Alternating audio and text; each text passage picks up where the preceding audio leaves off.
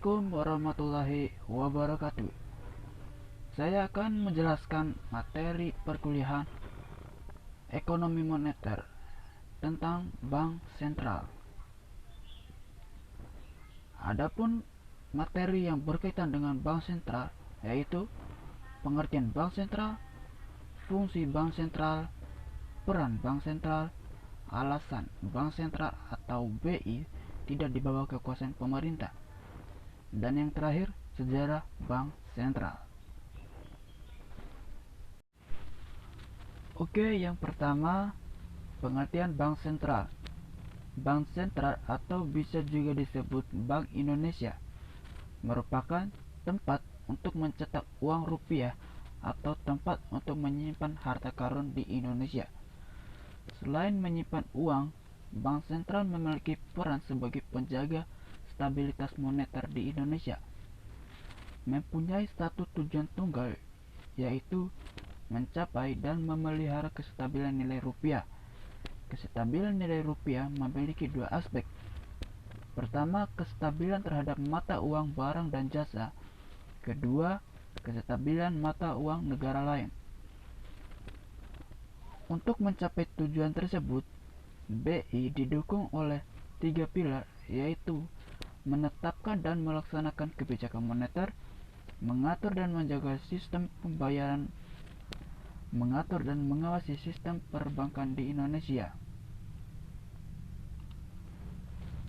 Ketiga pilar tersebut perlu diintegrasi agar tujuan mencapai dan memelihara kestabilan nilai rupiah dapat mencapai efektif dan efisien. Setelah itu, tugas mengatur dan mengawasi perbankan dialihkan ke OJK atau Otoritas Jasa Keuangan. Tugas dan mengatur sistem perbankan tetap berlaku, tetapi lebih fokus di aspek makro prudensial sistem perbankan secara makro. Selanjutnya, fungsi bank sentral. Bank sentral berfungsi sebagai lender of the last resort atau sebagai tempat akhir bagi perbankan untuk meminjam kredit dan pembiayaan dengan prinsip syariah kepada bank yang mengalami kesulitan keuangan karena dananya sedang dipinjam oleh nasabah bank itu sendiri. Pinjaman tersebut berjangka waktu maksimal 90 hari dan bank penerima pinjaman wajib menyediakan jaminan yang berkualitas tinggi serta mudah dicairkan dengan nilai sekurang-kurangnya sama dengan nilai pinjaman itu sendiri. Selanjutnya, peran bank sentral. Peran bank sentral dalam mengeluarkan dan mengedarkan uang senantiasa berupaya untuk memenuhi kebutuhan uang di masyarakat luas, baik dalam yang nominal cukup, jenis pecahan yang sesuai, tepat waktu, dan dalam kondisi yang layak diedar. Oke, selanjutnya alasan bank sentral atau Bank Indonesia tidak di bawah kekuasaan pemerintah. Kenapa bank sentral berdiri sendiri? Karena posisi bank sentral itu bukan bagian dari lembaga eksekutif negara. Dalam setiap keputusan bank sentral dalam menjalankan kebijakan moneter itu berdiri secara independen, bebas dari campur tangan oleh pemerintah dan pihak lainnya, dan juga sudah ditetapkan oleh Undang-Undang Nomor 23 Tahun 1999 tentang Bank Indonesia. Konsep seperti ini tidak hanya berlaku di Indonesia saja, namun berlaku juga di berbagai negara lainnya. Di negara yang demokratis seperti di Indonesia, presiden itu berperan sebagai pelaksana atau eksekutif dalam menjalankan pemerintahan bersama para menteri. Dalam konteks mengelola negara, khususnya di bidang ekonomi, presiden dan para menterinya hanya menjalankan kebijakan fiskal. Apa itu kebijakan fiskal?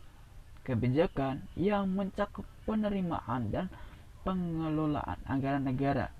Contohnya seperti proyek pemerintahan, kelonggaran pajak, penghematan anggaran, dan lain-lain. Sejarah Bank Sentral. Mulainya pemerintah Indonesia membangun bank sentral bernama Yayasan Pusat Bank Indonesia pada tanggal 19 Oktober 1945. Merupakan langkah pertama untuk membentuk satu-satunya bank sirkulasi pada zaman Hindia Belanda. Lalu, melalui Undang-Undang Nomor 2 Tahun 1946, Yayasan Pusat Bank Indonesia ini diganti menjadi Bank Indonesia dan menjalankan kerja-kerja dan konsep bank sentral. Tetapi bukan BNI yang menjalankan tugas bank sentral. Konferensi Meja Bundar 1949 menetapkan tugas bank sentral dipindahkan kepada The Jeffers Bank yang waktu itu masih milik Belanda. Yang sebelumnya peran bank di zaman Hindia Belanda dijalankan oleh The Netherlands Bank yang menjalankan tugasnya di Indonesia dari kantor pusatnya di Belanda. Selanjutnya, barulah oleh Menteri Keuangan Mr. Joseph Wibisono pada tanggal 30 April 1951 berupaya menasionalisasi The Jeffers Bank, sekaligus membuka The Jeffers Bank sebagai bank sentral, karena bank sentral merupakan simbol kedaulatan moneter dan ekonomi. Dengan begitu, bank sentral pun ditetapkan sejak tahun 1953. Mungkin itu saja materi yang bisa saya jelaskan. Lebih dan kurangnya mohon maaf. Wassalamualaikum warahmatullahi wabarakatuh.